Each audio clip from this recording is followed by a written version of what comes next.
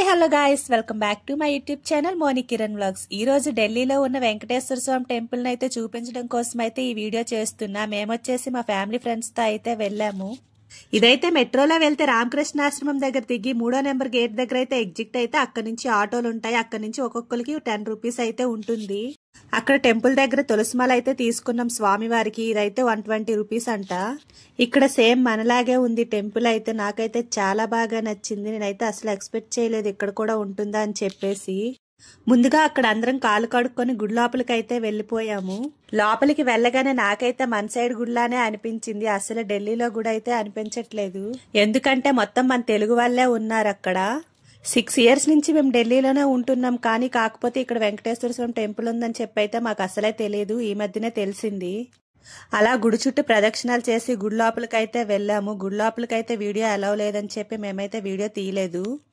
ఢిల్లీలో ఎవరైనా మన సైడ్ తెలుగు వాళ్ళు ఉన్నారంటే కంపల్సరీ వెళ్ళండి. ఇదైతే చాలా బాగుంది. నాకైతే సేమ్ తిరుపతికి వెళ్ళిన ఫీలింగే వచ్చింది. ఇది కూడా తిరుమల తిరుపతి దేవస్థానమే. అలా గుడి చుట్టూ 3 సార్లు ప్రదక్షిణాలు చేసి లోపలికైతే వెళ్ళిపోయాము. లోపలైతే వీడియో తీయొద్దని చెప్పి అన్నారు. అందుకని చెప్పి వీడియో తీయలేదు. లోపలికి వెళ్లి దేవునికైతే దండం పెట్టుకున్నాము. అక్కడ పురోహితులు కూడా మన తెలుగు వాళ్ళే. లోపల స్వామివారిని చూడగానే నాకైతే గూస్ బంప్స్ అయితే వచ్చాయి. తిరుపతిలో కూడా అలానే అనిపిస్తుంది కదా మనకు కూడా ఒక్కసారి స్వామిని చూసేసరికి. అలా లోపల కాసేపు కూర్చొని బయటకైతే వచ్చేసాము. బయటికి రాగానే మా హస్బెండ్ వాళ్ళ ఫ్రెండ్స్ అయితే కనిపించారు అక్కడ. అలా కొన్ని పిక్స్ దిగేసి బయటకైతే వచ్చేసాము. బయటికి రాగానే పులిహోర అయితే ప్రసాదం ఇస్తున్నారు. అలా కూర్చొని అయితే అక్కడ తినేసాం. శనివారం భోజనాలు కూడా పెడతారంట. అక్కడ ఉన్న వాళ్ళు మొత్తం మన తెలుగు వాళ్ళే ఉన్నారు.